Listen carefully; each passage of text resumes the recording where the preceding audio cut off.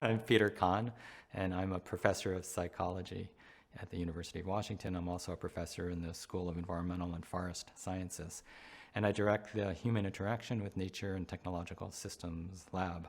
And that lab is focused at this intersection, this powerful intersection between our relationship with nature and our relationship with technology. And this is part of this radical restructuring that I talk about that's reshaping our lives, because the destruction of nature is happening quickly and the technology is rising very quickly in our life as well in the other direction. The book I wrote, Technological Nature, Adaptation and the Future of Human Life. And so first trying to understand what I mean by technological nature, and just a brief sense of it. It's technologies that in some sort of way will mediate or simulate or augment our experience of the natural world.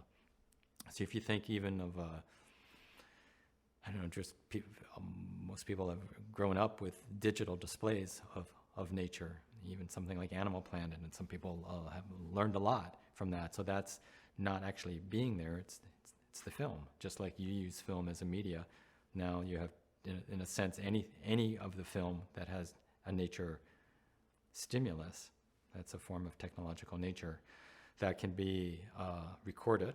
It could also be in real time, and now you have webcams, and many webcams are out there of all across the world that give you live feeds of nature, or monitoring, wildlife monitoring. People have cameras in various locations and will have them be triggered when animals move through a scene. So that's also trying to capture, using the technology to enhance our experience of the natural world. The mediated, the simulated, if you think of virtual reality of nature, and now you create computer generated, and it's not just VR, it can also be done in any sort of digital stuff. And now you have computer generated rather than actual footage of nature. You can think of Ken Goldberg had a marvelous installation. It was an art installation of a telegarden where you plant seeds in a distant garden, but you're doing it remotely, controlling a robotic arm that does the watering and the planting.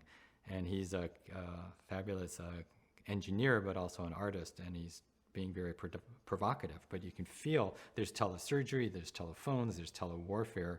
Well, there's tele-nature. There used to be tele-hunting, where you go online and you would control a rifle from a blind, and it would kill, and then you would just wait and you would hunt. So you could be in your cafe.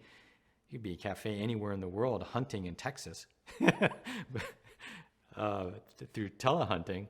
And then when the animal comes into view,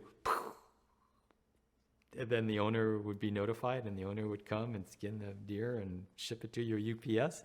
And that's technological nature.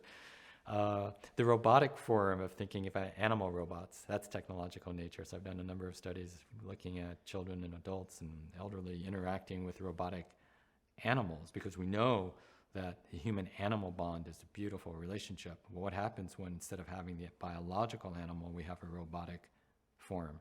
So that's another example of technological nature.